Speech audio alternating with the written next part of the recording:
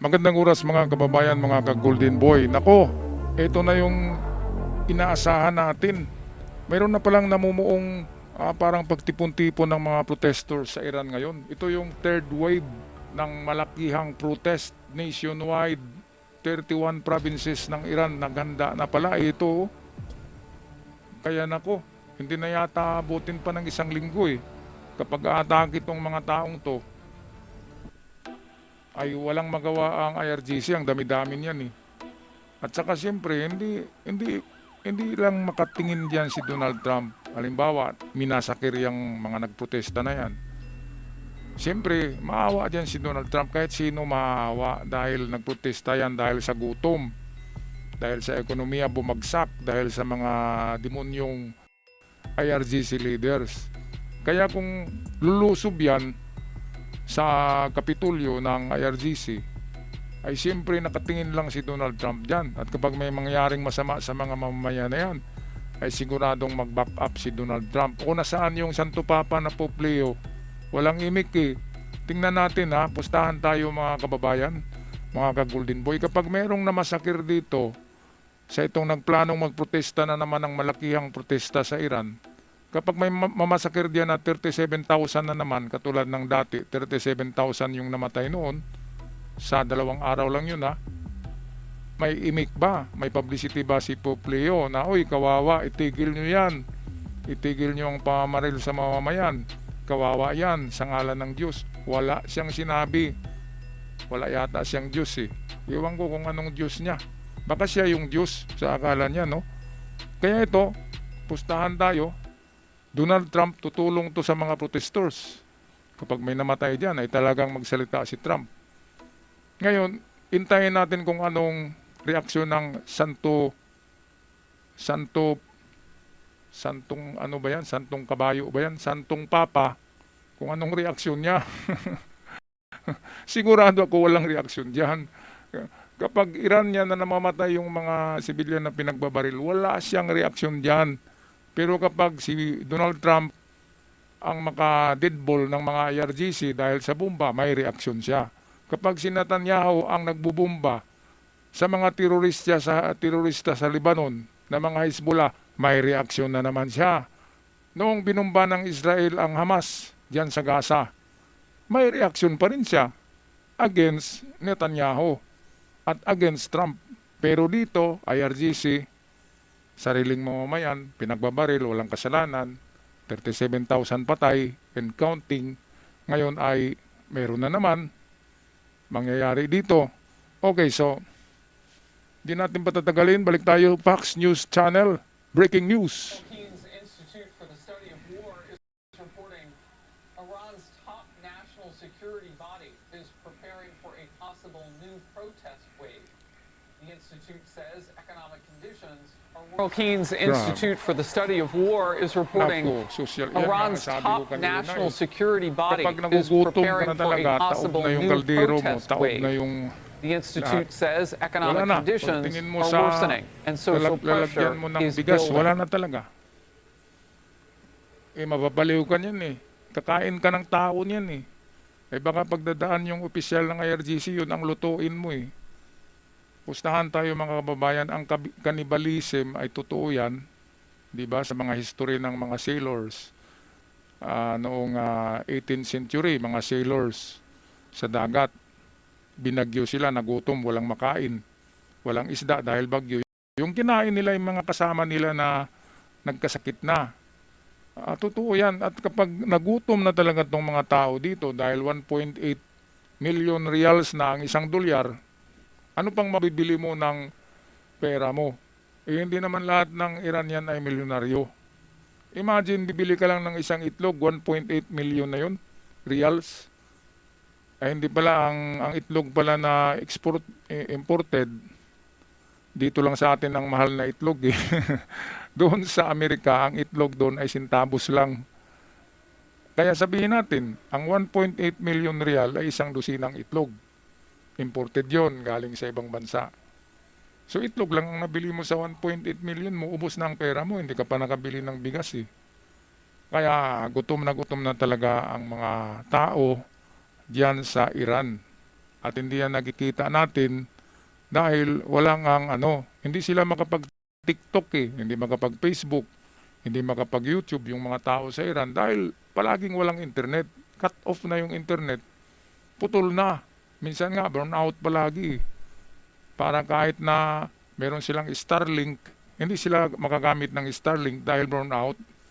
Yun ang ginagawa ng Iran ngayon na pagparusa sa mga mamamayan. Okay, balik tayo sa balita. Fox News Channel.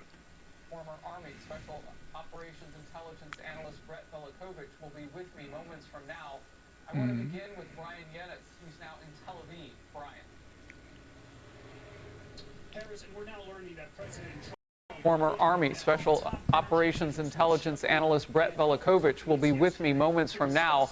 I want to begin with Brian Yennis, who's now in Tel Aviv. Brian. Harris, and we're now learning that President Trump reportedly met with top energy officials from Chevron and other companies yesterday to discuss steps that can be taken to ease oil markets if it's necessary to extend the U.S. blockade by months. So far, the U.S. blockade of Iranian ports is 16 days old, and according to a report from Iran International, that blockade, Iran's leaders think they can only withstand a blockade of 3 to 5 more weeks. Now, you're looking at your screen right now. That's Iran's currency, the rial. Megdat ang isang dolyar ay 42,000 lang sa rial noong 2025. Pero pagdating ng 2026, nitong nagbubumba na si Netanyahu at Trump sa Iran, ang nangyari, ang kanilang rial ay grabe ang pagtaas ng dollar. 1.8 million na ngayon ang isang dolyar sa rial. Ibig sabihin, 1.8 million reals is only $1. Grabe. Maniwala ba kayo niyan? Totoo yan Ayan nga, binalita Grabe. Kung sa Pilipinas, 61 pesos ang isang dolyar, tapos sabihin natin, grabe naman, ang baba naman ng piso, 61. Wala tayo diyan. Grabe dito, 1.8 million. Diba? Ubus ang kabuhayan mo diyan. Ibenta mo ang bahay mo, ang kalabaw mo, ibenta mo ang motorsiklo, ang kotse mo, para magkaroon ka ng 1.8 million, tapos ang katumbas $1 lang. Anong bibilhin mo ng $1? Ganun kahirap sa Iran ngayon, mga kababayan. Hindi lang natin na-feel yan dahil wala tayo sa Iran Pero kapag nandun tayo, ano na kayang kinakain ng mga tao doon, Mga kababayan, grabe kawawa ng mga tao yan.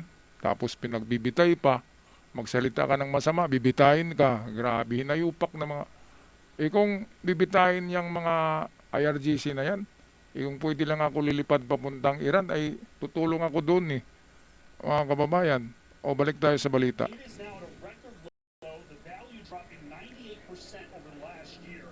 A dollar today buys you 1.8 million reals. A year ago, a dollar bought you 42,000 Iranian reals. Ayun. Now, since the start of the war 60 days ago, Iran's economy is... It is now at a record low, the value dropping 98% over the last year. A dollar today buys you 1.8 million reals. A year ago, a dollar bought you 42,000 Iranian reals. Now, since the start of the war 60 days ago, Iran's economy is tanking. 2 million jobs have been lost. Half of Iran's jobs are at risk. The value of the rial, as I said, has tanked. Inflation is up 67%, with the price of chicken up 75%, beef and lamb up 68%. Ang kanilang currency, wala na, 98% ang natanggal sa value. So 2% na lang yung natira, kaya nga 1.8 million reals ang isang dolyar Sa inflation rate, mahigit kalahati na ang paghihirap ng ekonomiya. Ang manok nila, kasi mahilig sa manok tong mga Iranian, yan ang pinakamurang karni sa Iran, ang manok. Sa Middle East, ang manok ang paborito nila. At mura yan. Pero 75% ang pagtaas. Grabe more than half. Halos times 2 na. Ang beef ay 68% ang pagtaas.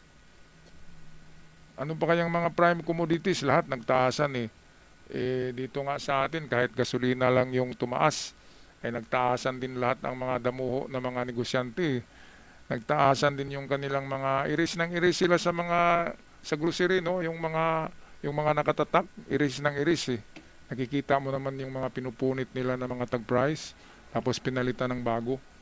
Grabe, lumang stock, nilagyan ng bagong presyo. Instant milyonaryo ngayon ang mga negosyante, lalo na diyan sa groceries. Okay, patuloy tayo. In daily oil shipments, Iran's main source of revenue are down 70%. Now, given all this pain inflicted on Iran's economy, the Wall Street Journal reports today that President Trump has instructed his aides to prepare to extend this blockade, assessing that it is less risky than walking. In daily oil shipments, Iran's main source of revenue are down 70%. Now, given all this pain inflicted on Iran's economy, the Wall Street Journal reports today that President Trump has instructed his aides to prepare to extend this blockade, assessing that it is less risky than walking away Okay, from so the ito, war or renewing ito yung military viral na strikes. post ni Donald At least Trump for sa now, kanyang, President Trump posted sa this kanyang morning Truth a Social. warning, quote, Iran So ito nga, can't no get more their act Mr. together. Nice Guy, They don't know how nakahawak to siya ng sign a M4 eh. non-nuclear deal. They Ayan, better no? get Tapos smart sa likod soon. ay The daming post includes an sumasabog. image that reads, no Kaya more sabi ni Mr. Trump Nice kanina Guy. ay bumumba tayo ng pakunti-kunti, di ba? Pagkatapos ng ceasefire, kasi si Donald Trump naman ang nag-impose ng ceasefire kung anong pitsa yan matapos, ay pwede siyang bubumba muli, tamaan yung vital infrastructures, halimbawa desalination plant, tamaan. Okay, so mauuhaw na yung IRGC, di ba? Nauuhaw na sila, wala ng tubig eh. Walang import na dumating eh. Kaya yung tubig nila dyan, galing mismo sa desalination plant. Kapag binomba yan, wala na silang mainom. Ihi na lang ihi. Ihi nila yung iinumin nila, mga kababayan. Kaya nagpahanda si Trump sa kanyang emergency department ng ayuda yung nakalagay. They prepares aid para sa gera na ito dahil alam nila na marami talagang magugutom kapag nag-umpisa na naman silang magbomba dahil ang tatamaan nila ay mga important infrastructure ng Iran tulad ng tulay, desalination plant, mga electric company o electric buildings, di ba? Sa kanila nuclear na eh. Nuclear na ang gamit na ngayon ng nuclear power plant na eh ang gamit ng Iran sa kanilang electricity. Kaya pwedeng tamaan din 'yun. Para ma-feel ng Iran ang paghihirap ng mabilisan ng IRGC. Ma-feel ng IRGC na nako, hirap na nito, surrender na tayo. Ano na natin ang ating pag-iisip? Atin na i-align sa isip ni Donald Trump. Kasi salungat yung pag-iisip nila eh. So, no more Mr. Nice Guy. Ayan o, Donald Trump po. Grabe, sa lahat ng presidente ng Amerika, Donald Trump lang talagang maibalik niya ang prestige, ang greatness ng Amerika. Donald Trump lang ang nag-iisip niyan. Mga kababayan, hindi naman yan ang urakot ng dating trilyonaryo yan eh. Magaling na businessman ang angka ni Donald Trump. Kaya yung kanyang pagtakbo na pagiging presidente is to save, di ba? Itong save America from itong mga scam president na sabi niya Obama, Biden, Sleepy, Obama, kung ano-ano yung sinabi niya ni Donald Trump tungkol sa dalawang nakaraang presidente na yun pala ay nako, sinasayang ang pera ng Amerika ng mga presidente na yun. Bigay ng bigay. Pagdating kay Donald Trump ay medyo ano na ang pamimigay, di ba? Kalkulado na, nakabudget na, at tinitingnan ng mabuti, binubusisi. Noon sa panahon ni Barack Obama, nagbigay pala si Barack Obama ng 300 billion ba yun para sa nuclear project ng Iran. Tumulong si Barack Obama eh. Yun ang pagkamali ni Barack Obama. Na-scam siya ng Iran, natakot siya sa Iran, nabumbahin ng Amerika, kaya nagbigay siya para hindi bumbahin ng Amerika. Ang problema, yung pera ginamit sa nuclear program at balak na gamitin na pangontra o gamitin para tunawin ang Amerika nitong apocalyptic regime na IRGC ng Ayatollah Ali Khamenei.